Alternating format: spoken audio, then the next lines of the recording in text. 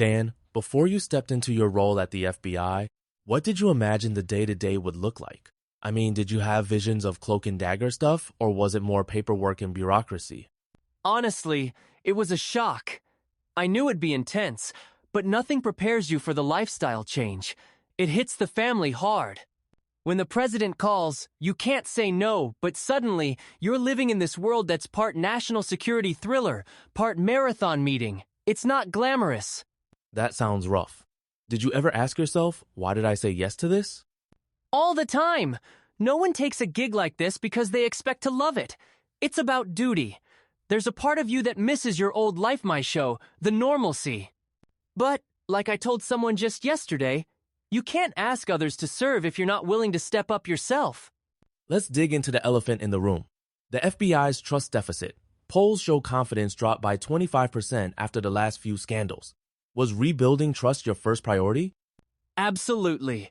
Day one, Cash and I realized this is the people's FBI, not ours. Think of it like inheriting the Yankees after a bad season. You have to restore pride. We knew we couldn't just say, trust us. We had to get real results on cases that matter. So, you leaned on high-profile investigations to show progress? Yes, and we also made transparency a habit. I use social media to crowdsource tips. Every tweet is strategic. We want folks to see we're listening, not hiding in the shadows. Speaking of transparency, you've got 3 big cases on your plate. The DC pipe bombings, the Dobbs decision leak, and that infamous White House cocaine incident. Walk us through the latest developments. We're chasing every credible lead. For example, we got a fascinating tip just this morning. On the White House case look, this isn't just gossip. If a dangerous substance can get into the White House undetected, that's a huge public safety concern. We treat every one of these as a matter of national interest. Do you see public apathy as a problem? Some say, who cares about the cocaine find? That attitude stuns me. If the people's house isn't secure, what is? We're closing in on suspects, but we want the public engaged and informed. Let's pivot to a case that's captivated the public. Jeffrey Epstein. There's a mountain of conspiracy theories out there. Can you give us any clarity? I get the skepticism. Right now, there's nothing in the file suggesting accomplice says no DNA, no fingerprints, no credible tips. We're releasing videos soon cleaned up for clarity showing he was alone. But if new info turns up, we'll pursue it. The case isn't closed in spirit, even if it's closed administratively. So, you're saying the door isn't shut on new evidence? Never. We invite tips. The only thing I won't do is ask people to blindly believe me. See the evidence for yourself. Now, the attempted assassination of the former president, people still have burning questions. Why does so much about the shooter seem odd? Like the 18 cell phones and the lack of clear motive. It's bizarre, I'll admit. There are anomalies like how this guy represented IBM and ExxonMobil out of nowhere.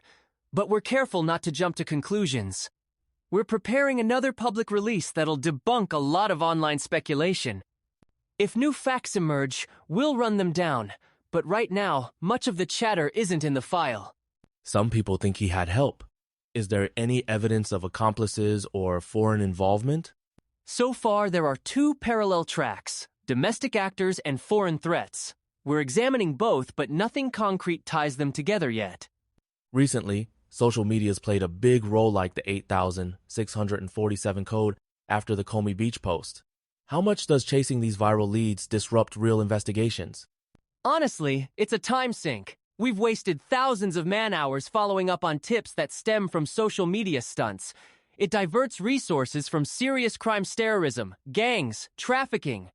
The internet's echo chamber can turn a pebble into an avalanche of false leads. Is there any way to deter this kind of digital mischief without infringing on free speech? That's the challenge. We're not the thought police. We need probable cause and intent to prosecute. Otherwise, we risk overstepping and creating bigger problems. Let's talk about the Bureau itself.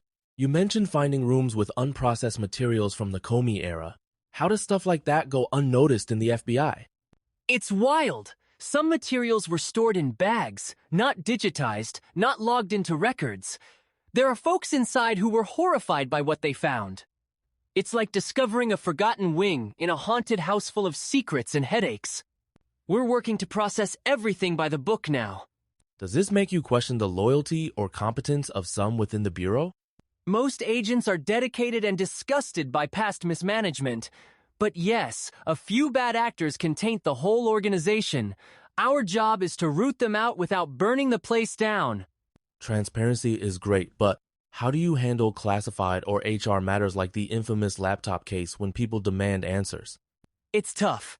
There are strict legal limits. We can't comment on personnel issues or ongoing investigations, no matter the pressure. People think we're hiding things, but often our hands are tied by law, not by choice. Do you worry that silence breeds more mistrust? Absolutely, but oversharing can tank cases or violate privacy. It's a tightrope, and unfortunately, there's no way to make everyone happy. You've mentioned the personal toll this job has taken: long hours, family strain. What keeps you going? It's about service, plain and simple. I gave up a lot: my show, my comfort, even time with my wife. But I'm proud of what we're doing. You can't ask the country to trust you if you're not willing to sacrifice for it. I'm not asking for sympathy, just results. Do you see yourself as a role model for future agents? Maybe, but I'd rather be judged by outcomes. Trust isn't a given, it's earned through hard work and integrity. Last question. When all said and done, what does success look like for you at the FBI? Is it about headlines, conviction rates, or something else? It's all about results. I don't care if people trust me personally. What matters is restoring faith in the Bureau through action, not promises. If we can deliver justice fairly and transparently, then I'll feel like this sacrifice was worth it. Well, Dan, thanks for rolling back the curtain and sharing the gritty details. We'll be watching those results closely. Thanks for having me. Just wait for the results. Don't settle for empty words. The country deserves better, and so does the Bureau.